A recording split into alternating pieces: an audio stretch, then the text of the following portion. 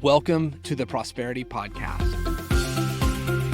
Prosperity thinkers, welcome to the podcast. This is coming from a polled audience, today's topic, which was asked, okay, I set it up, I do a financial education podcast, and I said, what is something that you would want to ask a financial expert with decades of experience? And they said, what would Kim give advice to her 18-year-old self?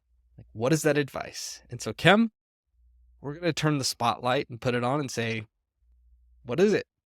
So fun. So at 18, I had already earned probably about $80,000 in my childhood, which is a lot of money for an 18-year-old because I milked cows, sold the milk, and was able to put myself through 4 years of a private liberal arts college in Elsa, Illinois called Principia that I loved. And so I came at personal finance very differently than a lot of my friends because, so this is where the advice comes in, I knew how to work. And when you grow up on a farm and you're milking cows, and we did 4-H with all the shearing of the sheep and showing of the animals and et cetera, you put in some serious hours. You know how to work physically, mentally, emotionally, all aspects of it. I mean, it was a major part of our lives. And I played sports also. So there was all kinds of stuff going on. And there was so much good. Now, I, at that age, probably wouldn't have admitted that. Nevertheless, so much good. And it's an extreme challenge for kids today because they are not really able to go out at the younger ages and get work because of some of the laws that we have. But it's solvable. You just got to get into the right communities and find the right places. So work, very important. Savings, right? I saved up all this money. I could have spent massively more as a high school kid, particularly, but I never had a car, even though we lived way out in the country. I didn't spend extra money on clothes. Obviously, there was some. I really watched personal habits. Like I had friends already spending a lot of money on hair and nails and that kind of thing. Nothing necessarily wrong with that, but it's a value play. And I knew what was important to me. And what was important to me is to be able to go to college without debt. And that 30, 40, however long ago it was, 1984 to 88, was not the thing that it is today, but it was still a thing. So that's my initial advice. What would yours be? You know, for me at 18, to give background, I was involved with music quite a bit. So I had actually cut a couple of albums. I had a song on the radio. I thought I was awesome. I mean, I wasn't, but I thought I was. And that's where I put a lot of my focus. I was a sponsored athlete, so I competed. I really went all in. What I would have done different is that I would have seen opportunities and raced to them much quicker. So I graduated in 97. To give context, I'd spent a lot of time down in Silicon Valley in the late 90s because I had friends down. And so I was firsthand around the boom of the internet. I was building websites back in 95 and 96.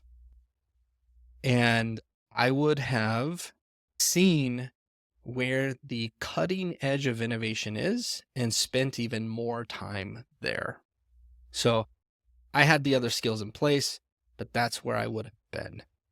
And fortunately, I did take advantage of that, but I feel like, and I felt like I was playing catch up, and I would have put myself in a driver's seat more.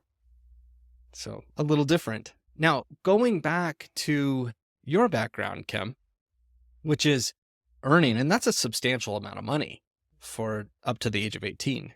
Yeah, especially in the 80s. Substantial. Like, that's serious. There is, and I'm actually like not a therapy session, but I'm going to go and ask a difficult question. Okay. All right. By earning that money and putting in the work, there were probably students that you met at Principia that didn't have to. What was the relationship turmoil that you had to go through? I'm curious on this. Well, it was extremely obvious the kids that had their schools paid for versus the kids that paid for their schools in terms of classwork, in terms of community involvement, in terms of seriousness, in terms of applying ourselves. And I worked while I was at college also. And it was a whole different community inside the community. So the school is very small and the professor's very involved in the kids' lives, really cool space. But I can almost vision two subsets inside that community, those that paid and those that worked for the pay and the schooling. And it's amazing the difference. Now, there were, both sides that crossed over, of course, but that's the answer to your question is the distinction and how quickly then you find your own community, right? You learn very quickly not to hang out with the kids that are going to the pub, we called it, and getting a shake every night for, $3 or whatever it was. Not only possibly not, and I'm just using that as an example, but possibly not healthy, but also expensive. You don't hang out Oh with yeah. those. You hang out with the kids that are doing their homework and engaged and eating the food that's on campus because that's already paid for and that kind of thing. Did you ever see any of the kids that didn't have to earn it?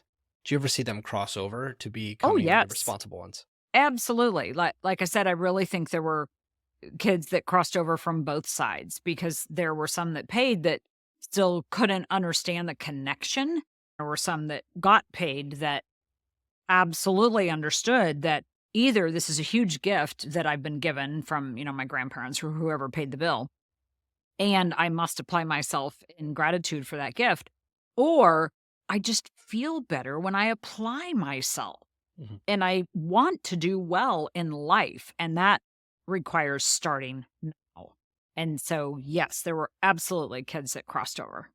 Okay, so we're gonna enter into a time machine. We were Chem 18 just now, and you had put in the hard work, and we fast forward your career where you put in the hard work, and now we take the role of a financial coach, okay, 30 plus years later, and you have the wisdom of knowing that you put in the work, and you have the wisdom of knowing that some clients are fortunate enough to be born or given money.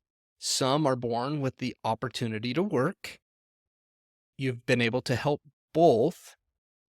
Can you give us a couple of nuggets for both parties so that we can help them? Because there's people that have just been handed something, and we're not going to say it's good. We're not going to say it's bad. Yeah. And there's people that had to earn it all, and we're not going to say it's good. We're not going to say it's bad. What's the advice? Well, both begin with gratitude. So, being handed something absolutely will turn out so much better if you're grateful for it and you take it and leverage it up. Like you said in your example, you take what has been given, whatever that is, and help make it be even more. And that is only possible when you're grateful for it.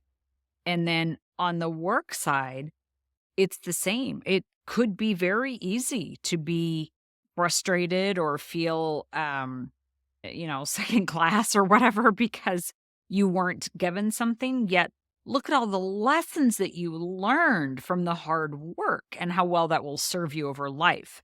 So, again, gratitude first.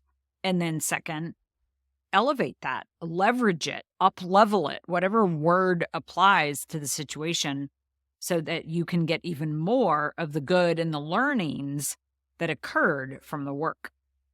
Okay. So for me, I want to take a couple line items out of this. So for listeners that happen to be blessed with financial capital, access to it, relationship capital, social capital, whatever, start with gratitude. and for them to look at it and say, okay, what needs to happen is they'll manage it properly. And for the people that had to earn it, don't become bitter. Look at it and look at the skills and work from there. What is the channel that you would send our listeners to if they're working through that? Is it the email? Is it an ebook? Is it a newsletter? What does that look like? Well, I absolutely enjoy communication, and email is actually a favorite of mine. So hello@prosperitythinkers.com. I would love to hear responses. I would love to hear your advice to your 18-year-old self and any questions that you have. Perfect. Kim, thank you for sharing this with us today. We appreciate the old stories. It helps us to get to know you and how you think and the foundation of prosperity.